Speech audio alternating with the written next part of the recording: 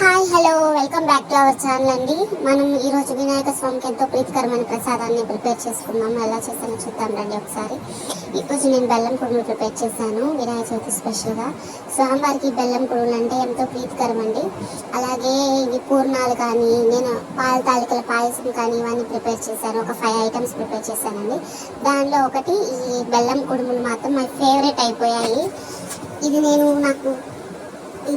ఇన్స్టాలో ఒక పేజ్లో చూసి నేర్చుకున్నాను. ఇన్స్టాలో ఒక మేడం వారు ప్రిపేర్ చేస్తుంటే వాళ్ళు ఇన్స్టా చూసి నేను దాన్ని లైక్ చేసి, నాకు అంటే ఈజీ వేలో కరెక్ట్గా ఒక హాఫ్ అన్ అవర్ కూడా పట్టదండి. జస్ట్ ఒక 15 మినిట్స్ 10 మినిట్స్లో కంప్లీట్ అయిపోతాయి ఈ కుడుములు. మామూలుగా అంటే పాతకాలం పద్ధతులు అంటే కొంచెం టైం ప్రాసెస్ ఉంటుంది కదా, ఇది అలా కాదండి. ముందుగా మనం కడాయి పెట్టుకోవాలి. కడాయిలో ఒక 2 కప్స్ వాటర్ వేసుకొని 1 కప్పు పచ్చిశనగపప్పు ఆల్రెడీ నానబెట్టుకొని ఉండాలి.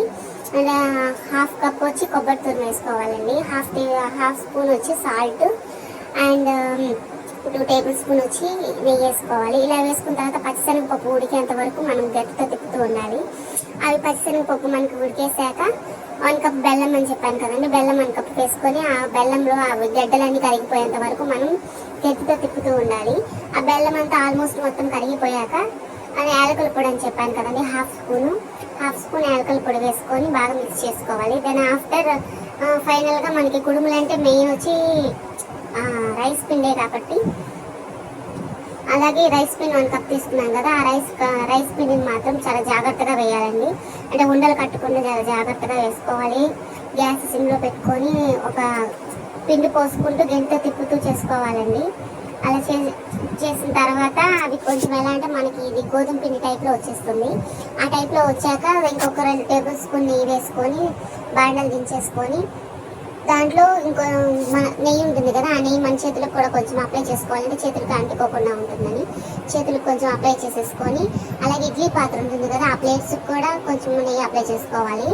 అంటే అతుక్కోకుండా వాటికి అలా అప్లై చేసేసుకున్న తర్వాత మనం ఏంటంటే ఇది చిన్న చిన్న కుడుముల టైప్లో, అలాగే ఇది మోమోస్ టైప్లో కానీ మనకి ఏ షేప్ కావాలంటే ఆ షేప్ చేసుకోవచ్చు అండి. ఆ షేప్స్ ఉంటాయి, బట్ నా దగ్గర ఏ షేప్స్ లేవు కాబట్టి నేను ఓన్లీ కుడుములు ఎలా చేస్తారో ఆ టైప్లోనే ఇలా ప్రెస్ చేసుకున్నాను హ్యాండ్స్ తోటి.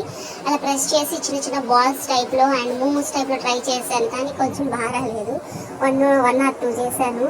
అది కూడా మీకు కనిపిస్తుంది వీడియోలో చూడండి. ఇది కొంచెం గుజ్జుగా ఉంటుంది కదా, మనం బాండలు తీసుకునే టైంకి వాటర్ అంతా ఇంకిపోయి మనకి గోధుమ పిండి టైప్లో వచ్చేస్తుంది. ఇవన్నీ మనం ఒక కడాయి పెట్టి ఆ కడాయిలో దాంట్లో వేసేసుకొని ఆవిరిలో ఒక 10 మినిట్స్ ఉడకబెట్టుకోవాలి. 10 మినిట్స్ తర్వాత మనం స్వామివారికి నైవేద్యాన్ని సమర్పించుకుంటే సరిపోతుందండి. ఇది చిన్నపిల్లలు కూడా తినచ్చండి. చిన్నపిల్లలు కూడా కొరికేదానికి చాలా అంటే చాలా స్మూత్గా ఉన్నాయి. ముసలి వాళ్ళు కూడా పళ్ళు లేకుండా ఉంటారు కదా, వాళ్ళు కూడా చాలా ఈజీగా తినేసేయచ్చు. ఇది చాలా అంటే చాలా స్మూత్గా వచ్చింది. మా గొంతులో చాలా వరకు ఎలా అంటే ఇవే చేసేసారు, అంటే ఈ టైప్ కాదండి. పాతకాల అమ్మమ్మ నాన్నమ్మ వాళ్ళు చేస్తారు కదా, గడ్డిలో ఆవిరిలో ఉడకబెట్టి అలా సేమ్ అదే ప్రాసెస్ చేశారు. బట్ నాకు ఆ ప్రాసెస్ తెలియదు, అంటే నేను ఇప్పటివరకు ఎప్పుడు చేయలేదు. లాస్ట్ ఇయర్ చేస్తే ఫెయిల్ అయింది, రాలేదు సరిగా నాకు. అందుకని నేను ఇంకా ఆ టైప్ ఎందుకులే మనకు రావట్లేదు కదా అని చెప్పి నేను ఈ టైప్ నేను ఈ యూట్యూబ్లో ఇన్స్టాగ్రామ్లో చూస్తుండగా నాకు ఈ వీడియో కనిపించింది.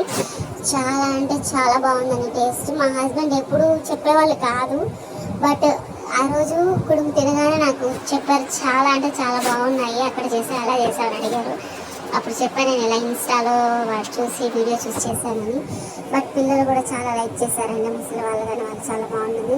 మా గొంతులో వాళ్ళకు టేస్ట్ చూపించాను, వాళ్ళు కూడా చాలా బాగా వచ్చాయమ్మా, నేను నెక్స్ట్ టైం ఒకసారి ట్రై చేస్తానని చెప్పారు ఒక ఆంటీ. ఇలాగే నా రెసిపీ మీకు నచ్చినట్లయితే like and share and subscribe చేయండి. అలాగే మీ ఫ్యామిలీస్కి వాళ్ళు కూడా షేర్ చేయండి, సబ్స్క్రైబ్ చేయమని చెప్పండి. Please support me friends. Thank you.